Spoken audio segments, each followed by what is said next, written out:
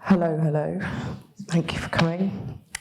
I'm going to be asking some questions, I guess, that come from the streets, if you like, of the expert's expert, Robin. But first of all, how is life in Oakland, where actually entheogens have been decriminalised? Yeah, they have. Well, gosh, it's a mixture. I live just over the way in Berkeley. Yeah, I'm at University of California, San Francisco now. But yeah, it's a funny mix. There are head shops, cannabis dispensaries that'll sell mushrooms quite openly. I haven't been to them, but I know of them. That's a funny old mix, and people are behaving as if the mushrooms are legal in some ways. In fact, the street just parallel to my own in Berkeley has on a lamppost an advert for mail delivery of magic mushrooms. So it's just very open and normalized. Yeah. I mean, if you want to just tell us quickly why you had to leave the UK and why you had to basically move your department to California. I feel like we all need to know the exact details of this. Oh, gosh. Well, I didn't move the department. The department's still going strong, led by the Davids, David Nutt and David Arizzo, fantastic team, doing fantastic work. So, but me personally, well, what can I say? I was given a fantastic opportunity as one thing, a career promotion, the offer of a distinguished professorship at UCSF, so I couldn't turn that down. But I did also see, the progressive side of the US maybe leading the way in the future, or at least, in the Americas. And I did sort of feel that I wanted a piece of that. Yeah. I mean, is it true that you couldn't get any studies licensed here? There was nothing? No, we were doing studies. They couldn't stop us doing the science. So what were they stopping?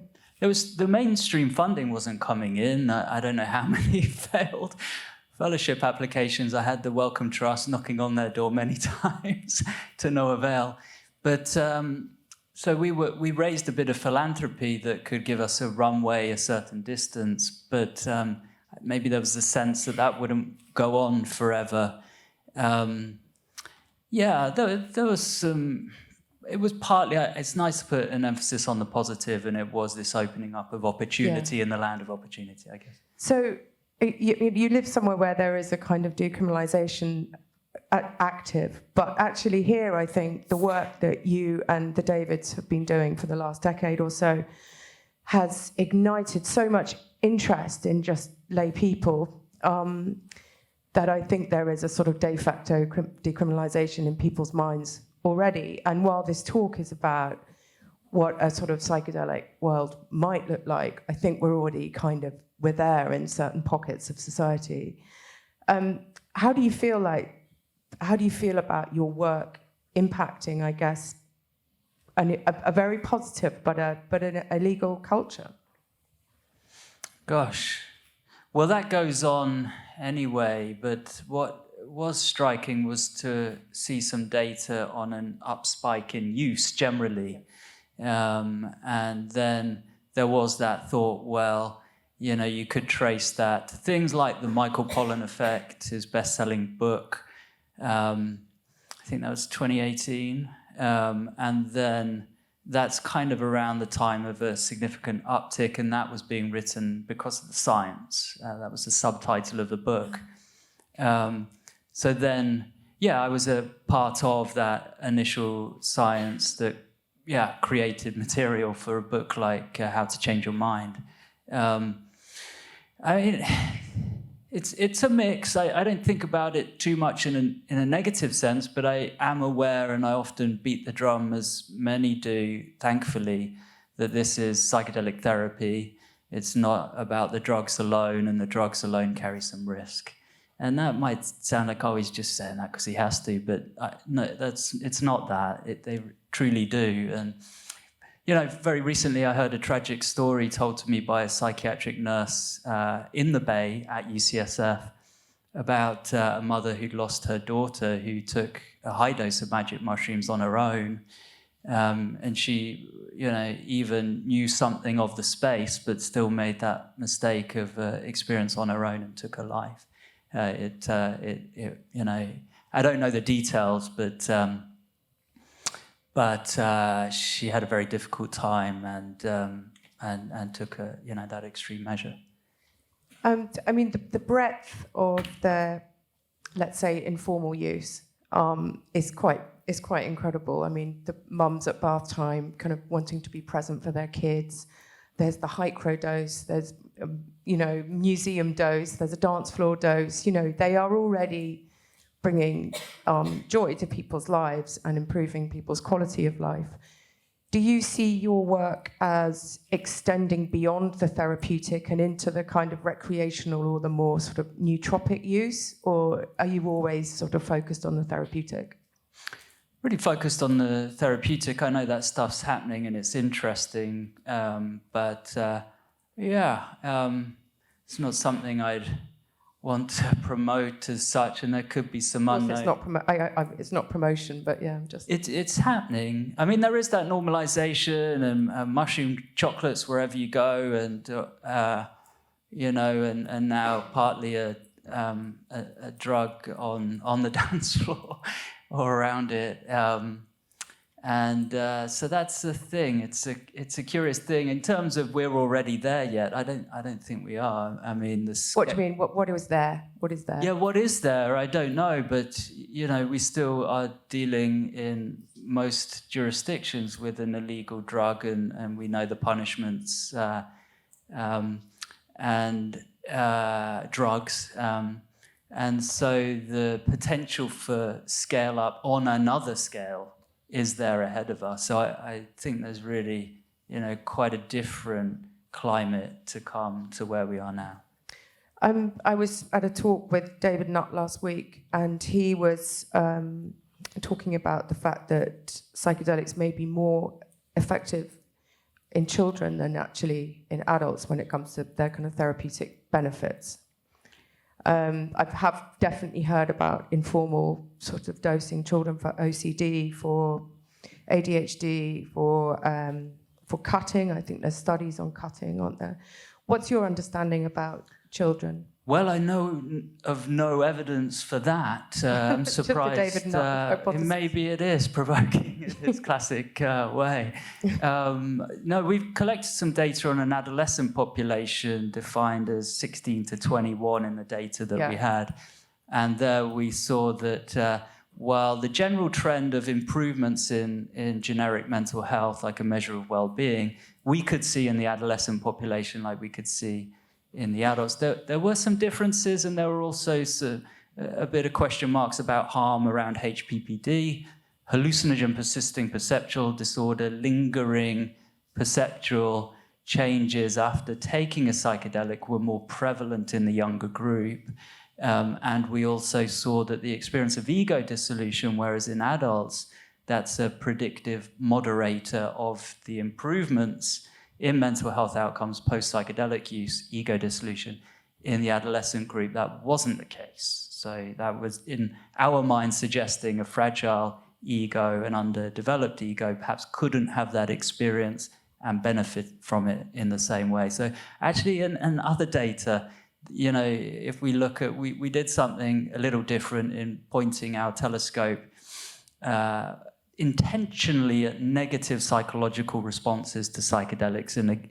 In that, we saw young age being a factor associated with both challenging experiences and also these rare, they're the exception, but that was the point of the study. We wanted to look there because perhaps it's been understudied.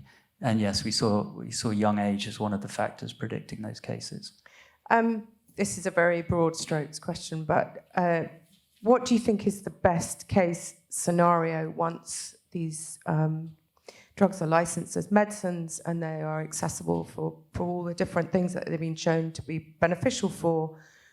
What is the kind of sunny upland for our society when we think about the way we'll pay forward into society? well, it won't be net zero trauma by 2070. People don't know what I'm talking about. That's the sort of tagline that Rick Doblin runs with at the moment, a sort of utopian vision of the end of trauma. But then he unpacks it and you realize he means something else, like, dealing with, in a sense, post-traumatic stress disorder after trauma, which is, unavoidable in many cases. So, gosh, in terms of an ideal future, I think, we talk about the mental health crisis and scientists, epidemiologists will say that the evidence, at least in an adult population, that prevalence is increasing is actually a little unclear. In certain populations, yes, in the young and in young women, but generally it's a little less clear. But what we do know is that even though prescription rates of gold standard treatments, say in depression, antidepressant medications like SSRIs, they're going up year on year, breaking records. We're not improving outcomes. So I would say the crisis is in the treatments that are available at the moment. They're not good enough. And so in terms of a bright future, it's hope that we can have treatments that work better. But what does that actually look like in our society? I mean, what is the impact of depression and trauma and post-traumatic stress disorder or anorexia or all these different diseases of the mind that are damaging our society? What is the impact of them on our society? And how could the removal of them change our world? Well, in a sense, we shouldn't underestimate the power of hope. And in disorders where current treatments aren't working, to be hopeless and then to have that on top of things, it really compounds the problem. So I think if people can see that there's another type of treatment, which is perhaps a deeper quality of treatment and brings back in the care factor, if we can make that work, and then so unlike in other domains of medicine, where you fall ill and you generally speaking know that there's some treatment for it, not so really in mental health care. And so to think that there are treatments that work would be no small thing. And I wonder even, could that then impact on prevalence rates in knowing, that this is treatable? Just for fun, can we look at some of the negative impacts on the mind of taking psychedelics? I was listening to a podcast the other day where you were talking about the irony of people with large egos quite often come, if they don't do the integration work properly, they can come back with even bigger egos. We know the Aztecs used mushrooms in their human sacrifices. We've all seen the kind of dodgy gurus, and even one of this country's most powerful advocates for psychedelics will speak about the way that she had been sort of perhaps sexually abused on psychedelics. So there are negatives, there are dangers for us to look out for that sometimes in this kind of psychedelic renaissance we forget about. Can you dig into that a little bit? Quite. Well, there's so much. There's subtle ones like the irony of ego dissolution. It goes away and comes back with a vengeance. Can you, because that there are studies on that. Can you explain that a little bit? Oh, there's studies on it. There should be. Yeah, what's going on there? There's this factor of acceptance versus avoidance, which is increasingly well known in psychology in general, that a movement towards an acceptance of, say, difficult feelings, anxiety, sitting with, and working through past trauma, processing is conducive to longer-term, better mental health outcomes. And that's different perhaps to some classic treatment models that have, as a colleague said to me once, sat on the symptoms, try to sit on them classically with drugs that treat the symptoms and take the edge off, but perhaps don't get to the underlying core. So, I think that avoidance factor is a thing that is slippery, and it takes different guises. And one of them can be a sort of escapist evangelicalism. Is that a word? Getting carried away with it. It looks too good to be true. And it is, and the mental health presentation is actually quite fragile, and they're vulnerable to collapse. So, is that what we call spiritual bypassing on the street? Yeah, and it might go together with a kind of hypomanic response afterwards. This is too good to be true, and it is. And the spiritual bypassing thing is that, in a sense, you're bypassing the personal psychological work and appealing to ideas of everything's connected, which it may well be. But, maybe there's work to do to go with that, the classic wise, writers on things like Buddhism, Buddhist meditation would talk about doing the laundry after the ecstasy, doing the work and going slow after these big experiences and not getting carried away. This is really interesting, actually, because what you're describing from a kind of a research point of view is actually, I guess, what is being observed in normal life in very badly managed underground ceremonies where people are going in and almost it's a drug experience rather than a therapeutic experience. And the result is these kind of spiritually bypassing, tribal, kind of huge fans of psychedelics, but actually the real work hasn't been done. Could you just explain that a little bit more from a perspective of someone who's studied these, like in a therapeutic setting? What would you do with someone like that comes bouncing out, spiritually bypassing away, singing the praises of psychedelics, but actually hasn't done the work? Gosh. Stretching my expertise as a non-clinician and not a psychotherapist, but I guess you're looking to slow them down. You wouldn't want them to take psychedelics again in a hurry, that's for sure. And so what happens with psychedelic therapy that people don't always realize is there's not much talking, So that's unusual. That doesn't sound like psychotherapy. So maybe there's space for let's talk this through now, let's get things grounded. And that's tricky. We've heard about the cost challenge of the psychotherapy. If the indication here is more psychotherapy, then can that be provided?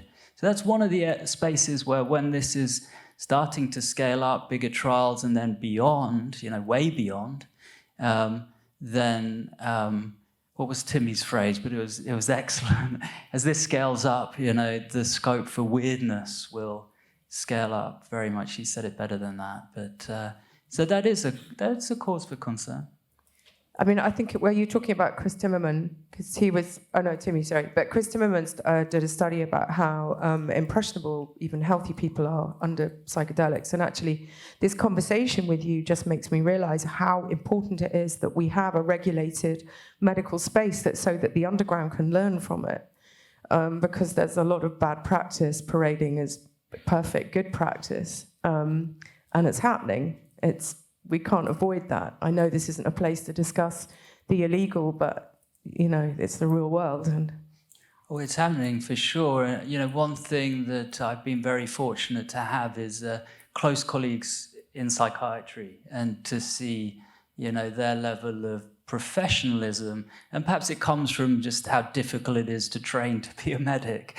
But I think having psychiatrists, in a sense, have my back when we were doing the psilocybin work early on counted for a huge amount. And I think, their ability to deal with crises and the professionalism counts for a huge amount. And of course, in the wild underground, that's not going to be there. So, there's such scope for a diversity of roles and expertise. But to have people there who know the body and know sort of basic health, the doctors, I think counts for quite a lot as well. In the kind of indigenous traditions, everybody's on it. What are your thoughts about, do you need to have taken a psychedelic to study it? And do you need to have taken a psychedelic to administer it? Yeah, well, in certain indigenous cultures, they're on it. I guess they're on it in terms of wisdom and knowledge, and sometimes. And let's not romanticize and take that absolutely as well, because maybe there are some beliefs and even practices that you could raise an eyebrow at. So, gosh, remind me of the question, sorry. Do you need to have taken a psychedelic to study it? No, I don't think you need to. We've had some fabulous clinicians, or at least I could think of one case in particular who was very good in her expertise that she brought to a trial that required expertise. I'll just say it was the anorexia trial that the team have now completed, and openly told us she hadn't had a personal experience before, but she struck us as very professional, and she was intrigued, she was interested, and she's turned out to be a fabulous guide, and she could, walk with people through the process and be there and be present. I haven't checked in with her as to whether personal experiences change, but so I think there can be exceptions. I think it helps.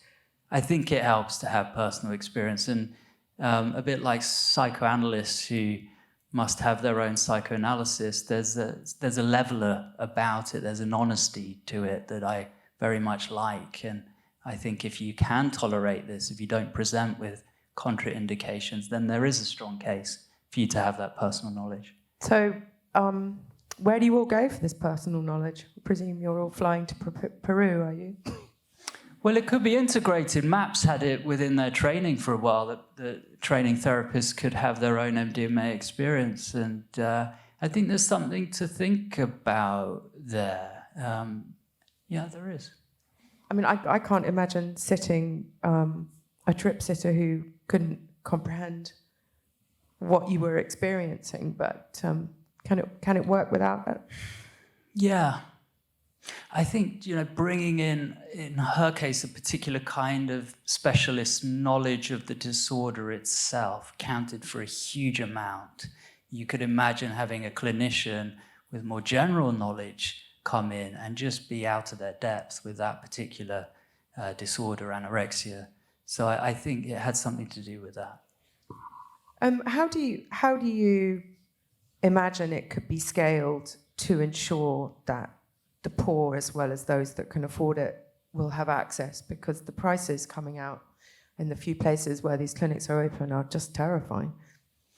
Well, that's one of the great tension points in this space. You have a lot of idealism, and I see the value of the therapy, and I do subscribe to this hypothesis that this treatment is a combination treatment, it's drug times therapy, and something happens in the interaction with those components. However, I also realize that the therapy is expensive, and there's a challenge to have it affordable such that payers could cover this, would be willing to cover this, so that people could get it at scale, that it wouldn't be prohibitively expensive because it's only available through private means. So that's the classic tension. What the hell do you do about it? I don't have the answer, but maybe there are creative ways to keep the therapy because we assume it's essential, but not have it cost so much. So I am interested in what's happening with technology coming into this space, and dare I say it, I watch it just as a powerful technology that doesn't carry any intrinsic good or bad, a bit like psychedelics, maybe like every technology, and wonder about AI and what it could do if fabulous therapists presented as sort of VR avatars could be very, very effective, and perhaps even without some of the human error elements that can come into psychotherapy. So let's be brave in this new world, and consider things like that, because consider the tension points. If you really believe in the idealism of the therapy all the way, then realize you're believing in an elitist model. Yeah. Now, this question is a little bit off message, but what is it like being a rock star scientist. We are in this very interesting time when, you've got Tim Spector in the microbiome space, you've got Brian Cox, you've got not Rogan Loy, the other one, the astrophysicist, yourself, David, Nutt. People are really into science. They love it, but it must be very odd to have that kind of adulation. How does it make you feel? What's it like? Oh gosh, well, don't believe the hype is one thing. I'm kind of shy, introvert. So when I go to something like Denver, the big 12,000 person conference, it's very, very draining. And I have to fight an impulse, which is leave me alone, But what happens is I fight it and turn to the person, and they're lovely. And they're just like, I so appreciate your research. And once upon a time, I was at a conference years ago. It was an LSD conference, and there was a luminary in the field who a colleague of mine and me were wanting to approach to sign. My colleague wanted him to sign his book, and it was lunchtime, and he brushed him off and said, "I just want to get my lunch." And that really stuck with me, and I thought, I don't want to be that guy. Who was that? Oh gosh, I can't do that. But it was Ben Cecil was my colleague, but I can't say who the luminary was. Yeah. But this fascination in science, there are these kind of these subjects that people are really, really attached to. I remember once being at a microbiome conference. It was very sort of academic inside a college. And they were talking about nematodes, and it was really boring. And there were just loads of people in there were watching because they were fascinated by the microbiome. And it's just like, how is that as an academic to be so fascinating to the outside world? Is it pleasing to know your science is out there? Do you just want to communicate with your colleagues? Do you feel comfortable answering my questions about just the mainstream and how this science is filtering down onto the street? I'm very, very lucky. I think that's one of the things is, to have had the opportunity that I've had to do what I want to do and love, it makes me a very lucky guy. And so, I think then I owe something back. So people's enthusiasm coming at me is a thing to kind of hear and meet, I think. It could be a bit draining, and sometimes I just want to talk about football and have a beer, especially at the end of the day, things like this. Well, last question. Who's your team? Well, I grew up in Bournemouth, so AFC Bournemouth, but then I was born in the Northeast, so Newcastle United as well. Okay. Thanks so much, Robin. That was brilliant. Thank you.